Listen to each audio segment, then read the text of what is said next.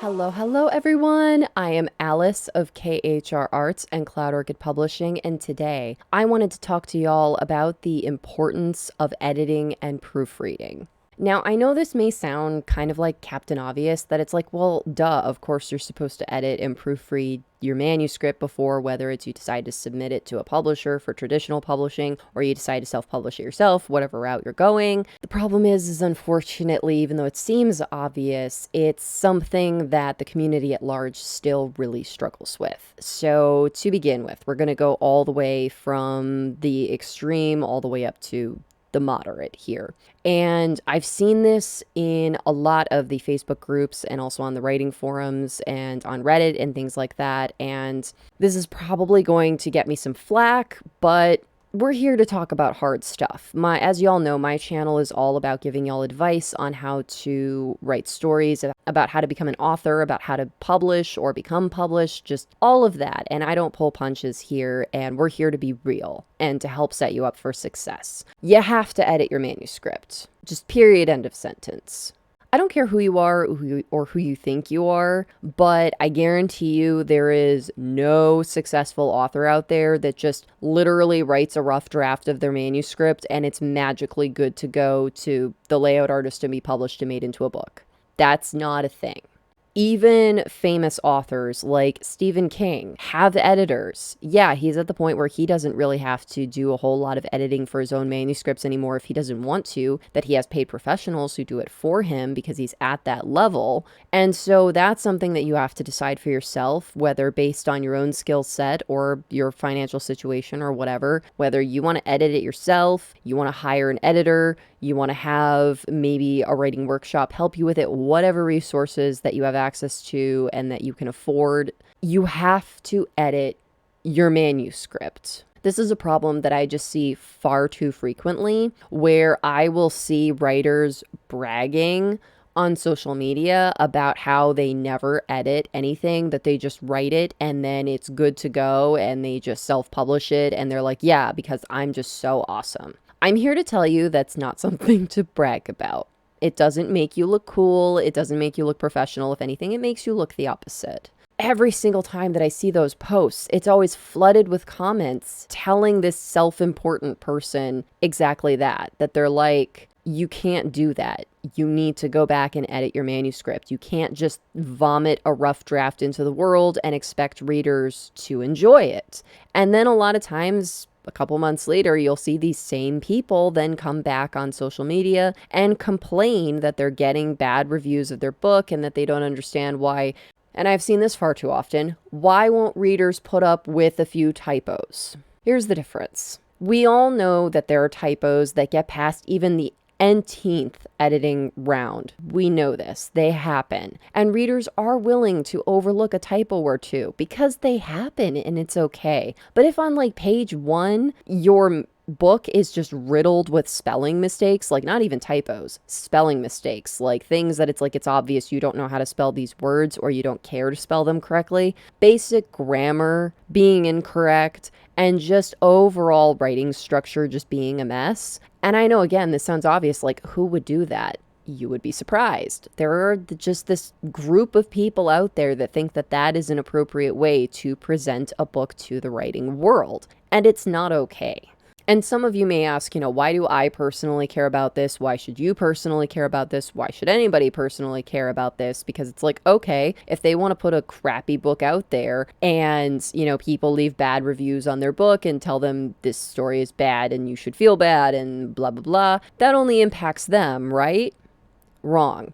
Unfortunately, it's because of stuff like this why it's so difficult as a self-published author to get your books out there, to gain that trust with your readers that, hey, I'm not like these guys over here that are just putting crap out there. I actually take the time to be professional and make sure that I present you with a polished work. And it makes it even more difficult to convince places like bookstores to carry your books because so many of them do have, unfortunately, that mindset that self-published authors equal unedited mess of a book. And so that's why this topic is so important, is because what other authors do impacts everybody and our image out there as authors, specifically self-published authors. It's a little less you have to deal with as a traditionally published author because the publishing companies will just reject that person's manuscript and just move on and not care, and it just won't get made into a book. And so that doesn't really affect anybody who is trying to work in the traditional publishing sphere.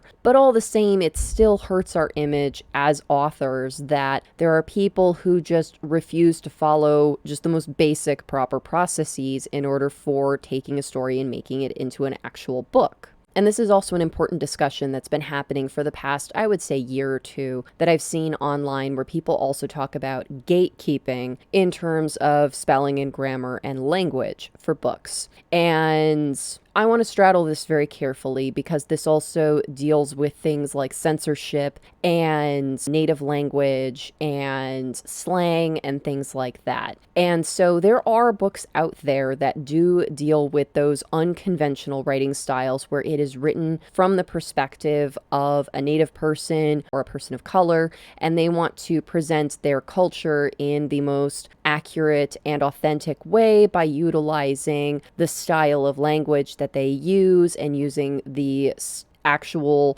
types of grammar and spelling that they would use in their own language. And so that, I just want to say, is a completely separate topic from this. That is a completely separate type of writing where you are presenting an authentic culture to your audience. So of course that is going to play by different rules. And that's the other thing, is that you can write in different styles like this as long as you follow rules with it. You need to establish with your reader, okay, this is what this story is going to be like. This is what your reading experience is going to be like. And as long as your reader can then see the pattern of language in what you're presenting, then they can catch on to that and then be able to read the story with no problem. However, that is a far cry from just, I'm just going to write a whole bunch of garbage onto a page and then not self-edit. Those are two completely separate things. So I don't want anybody coming for me about native language or with slang or things like that. That's a completely separate thing from what we're talking about here.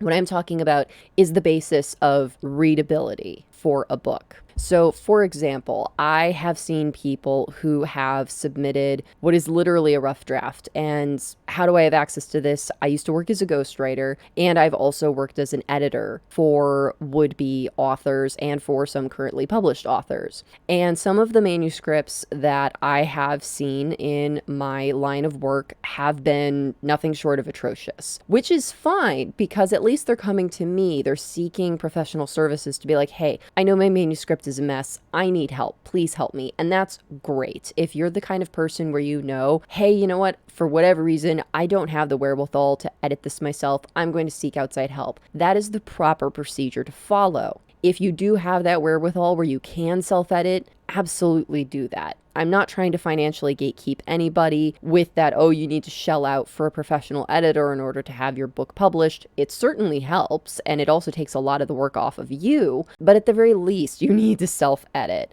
And from an editor perspective, it's also very helpful if you at the very least, give your manuscript a once-over before handing it over to an editor. That also just really helps because you would be surprised at how many things you can catch, and also things like plot holes and things that you forgot to put in and just other stuff like that. So even if you are hiring outside help or getting outside help at a workshop or a beta reader or something, please do at least go over your manuscript once before handing it off to other people. So the reason why this is important is because, as I've said, I've seen manuscripts that are just an absolute mess. We're talking like there's just so many spelling errors that it's very difficult to understand what the writer is trying to communicate, that the story structure is just so hard to read that it is hard to follow what is happening in the story. So to give y'all an example, because you're probably thinking, well, what exactly could be this bad?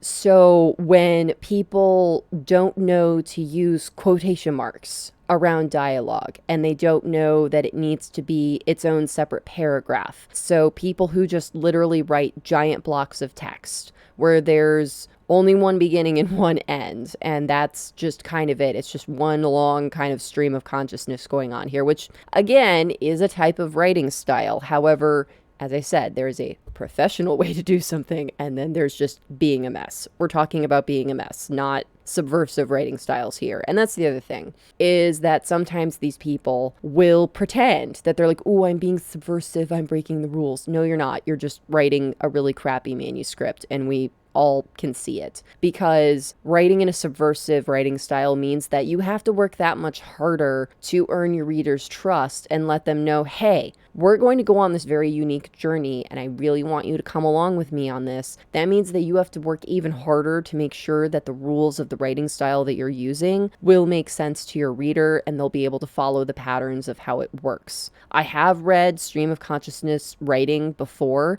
and you have to really know what you're doing, and you have to make sure that you are ensuring that you're using proper grammar within the parameters of the style you're using, as well as making sure you don't have a million spelling mistakes and typos, so that your reader is able to grasp onto the concepts that you're presenting without having to muddle their way through what exactly did you mean? Did you mean this word or that word? And all that kind of stuff. And this is also why it's helpful having outside eyes on your manuscript. Is I've come across sometimes where I've let people know, hey, you spelled this word wrong, and it's not so much that the word is spelled wrong as much as it's they're using the incorrect word. So it's that whole idea of there's like pair and pair, there, and there. Things like that. Sometimes people don't know what the actual word is that they're wanting to put there, but that context matters, so that you know exactly what idea they're trying to portray to you, the reader. That's why spelling and grammar matters in those cases, is making sure that your idea you're presenting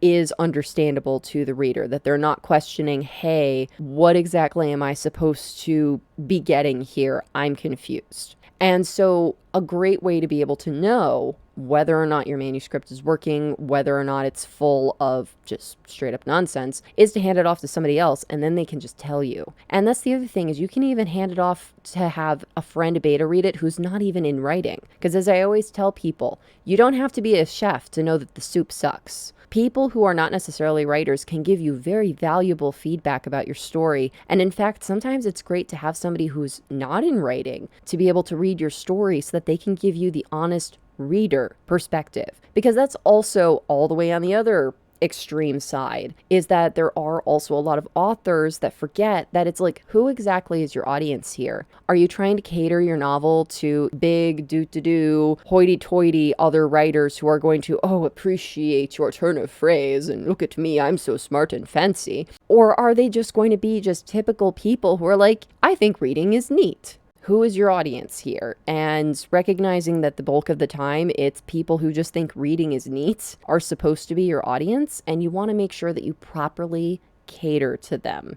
And honestly, that relationship with your reader starts with just spelling things correctly and using proper grammar so that your manuscript is legible. And I know this is a topic that I really harp on, and it's because it's just so important. It's literally a basic building block as a writer. These are just basic concepts. And if it's something that you struggle with, if it's something that you're like, wow, I don't really know where to start, and that's okay, because we have to recognize that unfortunately, a lot of the public school systems have failed people. The fact that I have seen surveys that show that nearly 25% of the United States are essentially illiterate, like people who are not capable of reading and writing at any sort of proper level, is terrifying and horrible. And so many schools have done people disservice where they actually don't know how to spell words correctly, and they don't know proper grammar and spelling because they've never been taught, or at least they've never been taught in any sort of meaningful capacity. So this is also why it's important to ingratiate yourself into, whether it's local writing communities or online communities, attending workshops and things like that, so that you can get that outside help that you need, so that then you can learn. Or if you have the financial means, hire a professional person and have that caveat in there. Tell them, I don't really understand basic grammar and spelling. Can you leave me notes in your editing process to help me learn better? There are plenty of editors that would be more than happy. Like, I've even done that, where I've imparted that kind of advice to people, because you can see when someone is truly struggling with, they just don't understand some of these basic concepts. And when you take that kindness to actually explain it to them, it goes a long way. Because at the end of the day, y'all, I'm not trying to bash anybody with this video or any of my other videos that are similar to this. I want to help y'all. I want y'all to be able to write to your best capacity and eventually get your stories out there for people to read. That's the goal all of us have. And so this isn't meant to tear anybody down so much as that I just desperately want to impart onto y'all the importance of this topic, because I feel like, especially in this day and age, it's a topic that people are just far too flippant about, and that they see it as some sort of badge of honor to write bad manuscripts and then foist them upon their readers and then expect a 5-star review and throw a hissy fit when they don't. And so this is just something that is just so core to being a writer, and however it is that you need to learn it is part of your journey, and I hope that y'all are able to find the resources that y'all need. I personally am very lucky in that my mom is a writer, and so she imparted a lot of this information on me at a very young age, even before I went to school. And even when I was going to school, I learned this far before it was something that was really being taught in the classroom for me. She imparted upon me the book Strunk in White. Highly recommend. I know it's god-awful boring to read because it's literally about grammar and like how to properly write things. I know it's super boring, but it's really going to help you with learning grammar and learning story structure so that you can make sure that your manuscript is as comprehensible as possible, especially if you're going to be taking on the editing process yourself. Eats, Shoots, and Leaves is also super helpful. It's a little less stodgy and, do compared to Strunk in White, so it is a little bit of an easier read, so maybe start with that first and then move on to Strunk in White. But that is a really great resource too, especially with the idea of word order and word choice, and also with the struggle of there, and there, and things like pair and pair, like all those kind of words that they sound the same but spelled differently, they mean completely different things. So those are some really great resources, as well as, like I said, get into local writing communities, seek out writers' workshops. There are also a lot of these sort of things at local events and conventions for writers where you can go and you can learn from people. You can hand over sections of your manuscript and ask for help. You can absolutely do things like that too. So there are just so many resources at your disposal in order to help up your writing and editing game. So just as my final thought to close out this video for y'all is that words matter. As a writer, we are in the business of words. Words are our bread and butter, and we need to treat them with respect. And what that means is that when you're writing your story, you need to take into consideration the words that you're using, how you use them, how they're presented on the page. That is literally the most basic aspect of being a writer. And so I just think there are a lot of writers out there that really need to get back to basics and really consider the importance of that statement of words matter. And I guarantee you it's going to really bring your writing up to the next level if you take these things into consideration and really give just as much thought to the structure of your story as you do the actual story of your story.